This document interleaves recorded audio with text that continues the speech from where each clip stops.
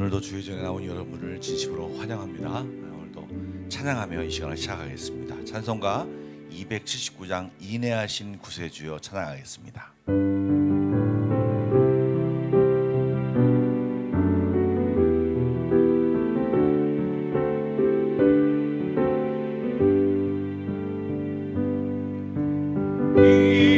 인내하신 구세주여 내가 비오니 죄인 오라질 때에 날 부르소서. 주여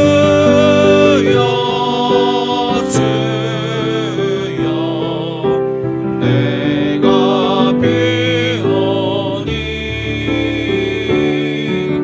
죄인 오라질 때에 날 부르소서.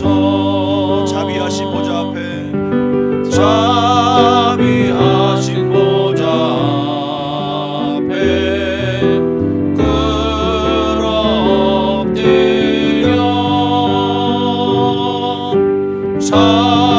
자복하고 회개하니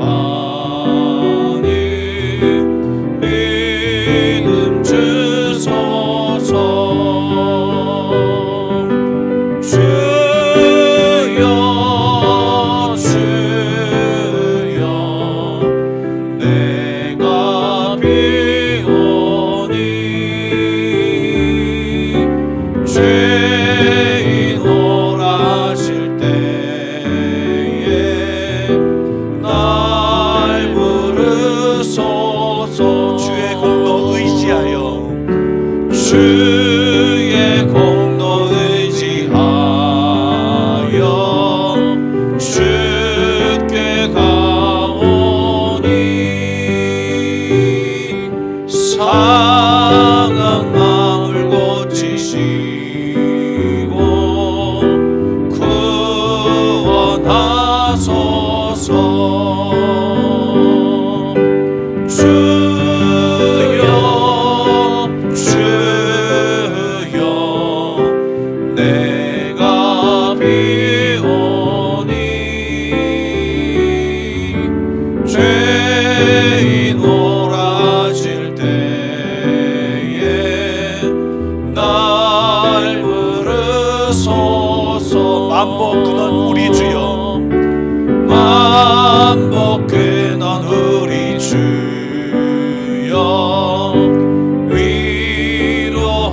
위로하소서. 우리 주와 같으시니 어디 있을까. 주여 주여 내가 비오니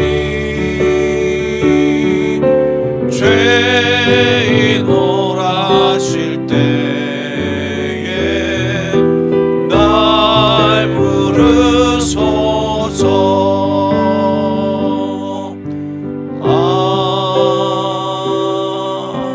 아멘.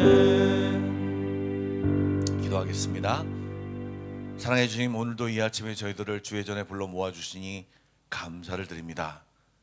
찬양하는 저희들에게 마음의 문이 활짝 열리게 하여 주시고, 하나님 기도할 때 마음껏 주님 앞에 우리의 마음을 토해내게 하여 주시고, 말씀 들을 때 주의 말씀을 온전히 우리 마음에 담아 하나님 그 말씀대로 순종하며 사는 저희들 될 수 있도록 인도하여 주옵소서.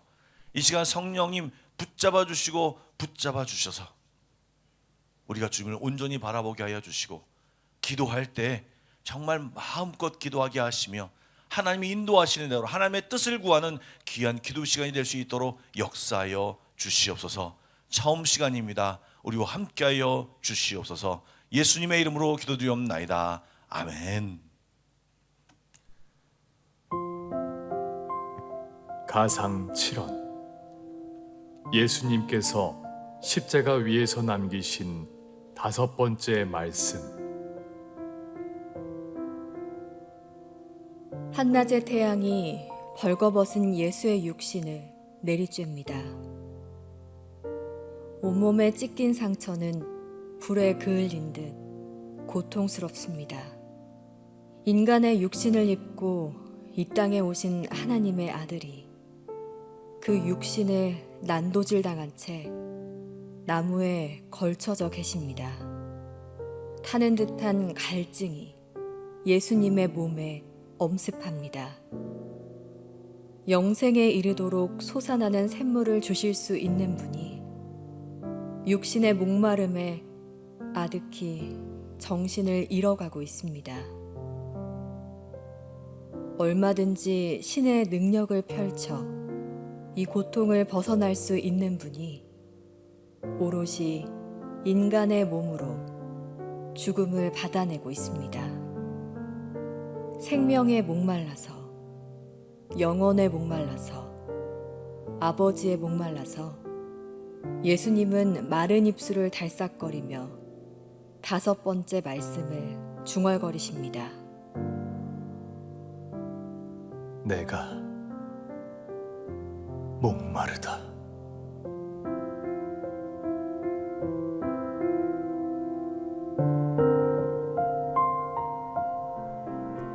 그 후에 예수께서 모든 일이 이미 이루어진 줄 아시고 성경을 응하게 하려 하사 이르시되 내가 목마르다 하시니 거기 신포도주가 가득히 담긴 그릇이 있는지라 사람들이 신포도주를 적신 해면을 우슬초에 매어 예수의 입에 대니 예수께서 신포도주를 받으신 후에 이르시되 다 이루었다 하시고 머리를 숙이니 영혼이 떠나가시니라. 다시 한번 말씀을 읽어보겠습니다. 요한복음 19장 28절부터 30절 말씀입니다. 슬라이드를 보시고 우리 함께 한 목소리로 봉독하겠습니다. 시작. 그 후에 예수께서 모든 일이 이미 이루어진 줄을 아시고 성경에 응하게 하려 하사 이르시되 내가 목마르다 하시니 거기 신포도주가 가득히 담긴 그릇이 있는지라 사람들이 신포도주를 적신 해면을 우슬초에 매어 예수의 입에 대니 예수께서 신포도주를 받으신 후에 이르시되 다 이루었다 하시고 머리를 숙이니 영원히 떠나가시니라. 아멘. 이미 보신 것처럼 오늘 말씀은 예수님께서 십자가 위에서 5번째 하신 말씀입니다. 내가 목마르다. 흑암이 있었지만 중동 지방의 불볕더위를 겪었으며 또 장장 6시간 동안 십자가 위에서 피땀을 다 흘리신 상태이기에 당연히 예수님은 기진맥진할 수밖에 없었습니다. 또한 병리학자들에 따르면 예수님께서 의학적으로 돌아가신 이유는 과다출혈, 질식 등의 이유라고 합니다. 그런데 그것들은 모두 원인이 탈수와 연관되어 있습니다. 십자가형은 기본적으로 죄수들을 서서히 탈수시켜 죽게 하는 형벌입니다. 그러기에 예수님은 그 입술이 또 그 목과 모든 그 마음이 그냥 시커멓게 목마름으로 타들어갈 수밖에 없는 상황이었습니다. 그래서 주님은 목마르다고 외치신 것입니다. 그런데 이 외침은 그냥 이 목마름의 그 자체 이상의 중요한 의미를 가지고 있습니다. 요한복음이 기록된 당시에는요, 어저께 수요일 날 손종백 선교사님이 오셔서 말씀을 전하실 때도 잠깐 언급하셨는데 이단 종파였던 영지주의가 만연한 때였습니다. 영지주의는 다양하게 발전해서 그 스펙트럼이 굉장히 넓습니다. 그런데 그들이 가진 모든 기본적인 생각은 뭐냐면 영혼은 무조건 선하고 우리의 영은 무조건 선하고 육에 행하는 일들은 모두 다 악하다고 생각했습니다. 그런 영지주의에 근거하여 기독교를 해석하는 무리들이 바로 이 이단들이었는데 그들은 예수님이 하나님의 아들이라는 것을 인정했습니다. 그런데 그 인정함과 동시에 그 예수님이 인간의 몸으로 내려오셨다는 것을 교리로 받아들일 수 없었습니다. 그래서 그들은 성육신을 믿지 않았습니다. 그래서 소위 가연설이라고 하는 것을 주장했는데 주님이 진짜 육신의 옷을 입고 오신 것이 아니라 다만 눈에 보이기에 겉껍데기만 가짜로 육신의 모습을 입고 오셨다라고 주장했습니다. 즉 보이기는 육신의 모습으로 보이지만 실제로는 100% 영적인 존재였다라고 하는 것을 주장했습니다. 한마디로 이 영주주의자들은 예수님의 신성만 주장했지 인성을 완전히 부인했던 것입니다. 그러다 보니 영주주의자들은 예수님이 유령과 같은 존재라고 믿었습니다. 그러기에 십자가의 고통은 진짜로 느끼신 것이 아니라 잠시 아픈 척을 했을 뿐이라고까지 이야기했습니다. 그러나 요한은 그 모든 주장에 반박하는 것처럼 그 요한이 이 글을 쓸 때는 그 영주주의가 만연할 때였습니다. 예수께서는 십자가에 하셨던 모든 말씀을 정확하게 내가 목마르다라고 하는 그 말씀을 이 성경 말씀에 적었습니다. 예수님은 우리와 똑같은 육체를 가지신 분임을 드러내고 있으며 영주주의자들의 생각이 틀리고 성경적이지 않은 생각이라고 지적하였던 것입니다. 여러분, 예수님은 완전한 하나님이셨지만 우리와 똑같은 인간이 되어주셔서 우리의 모든 죄악과 연약함을 담당하실 그런 희생제물로 이 땅에 오시고 그 희생제물로서 역할을 감당하셔서 제물로 하나님께 드려졌던 것입니다. 예수님이 흉내를 내신 것이 아닙니다. 예수님은 여러분 완전한 인간으로서 배고픔도 느끼셨습니다. 피곤도 하셨습니다. 울기도 하셨습니다. 불의한 일에 대하여 화도 내셨습니다. 억울한 일도 당하셨습니다. 모함도 당하셨습니다. 인간사에서 느낄 수 있는 다양한 아픔을 함께 당하셨기에 예수님은 우리의 인간을 온전히 이해하시고 우리의 연약함 또한 잘 알고 계신다는 것입니다. 그러므로 그분이 내가 목마르다라고 하는 것은 바로 우리와 똑같은 육체를 가지신 분인 뿐만 아니라 영원히 목마르지 않은 샘물을 주시는 그 하나님이신 그 자체 예수님께서 자기의 그 신적인 능력으로 목마름을 해결하지 않으시고 그가 목마르다라고 외친 것은 바로 이 완전한 인간이 되셔서 인간의 모습으로 우리에게 나타나셨음을 보여주고 있는 것입니다. 두 번째로 내가 목마르다라고 하는 의미는요, 그 목마르다 앞에 붙어있는 말씀을 좀 보여주시죠. 28절 말씀을 제가 읽어보겠습니다. 그 후에 예수께서 모든 일이 이미 이루어진 줄 아시고 성경을 응하게 하려 하사 이르시되 내가 목마르다 하시니. 여러분이 특별한 말이 앞에 붙어 있습니다. 예수님께서 일부러 또는 정말 실제로 목이 마르기 때문에 그렇지만 신경을 쓰셔서 목마르다는 말씀을 하셨다는 것입니다. 성경을 응하게 하려, 이루게 하기 위해서. 무슨 말씀이냐? 이 말씀은요, 시편 69편 21절 말씀, 그들이 쓸개를 나의 음식물로 주며 목마를 때 초를 마시게 하였사오니, 이 말씀을 이루게 하시려고 29절에 거기 신포도주를 가득히 담긴 그릇이 있는지라 사람들이 신포도주를 적신 해면을 우슬초에 메어 예수의 입에 대니 하면서 순간에 그 목마름을 해결하기 위해서 이 성경 말씀을 그대로 이루신 예수님의 장면인 것입니다. 여러분, 예수님은 말씀대로 사셨고 말씀대로 죽었습니다. 폼생폼사라는 말이 있죠. 폼에 살고 폼에 죽는다는 말이에요. 그런데 예수님은요, 언생언사였습니다. 말씀으로 살고 말씀대로 죽으셨습니다. 그것이 예수님의 삶의 방식이었습니다. 예수님이 말씀이라고 성경에 적어놓은 것은, 예수님이 말씀이라고 하는 요한복음 1장에 적어놓은 그것은요, 그냥 과장이 아니고 그냥 그대로였습니다. 그분은 말씀대로 우리를 위해 낮고 천한 이 땅에 오셨고 말씀대로 똑같은 목마름을 느껴야 하는 인생이 되셨고 말씀대로 우리를 위해 죽으셨습니다.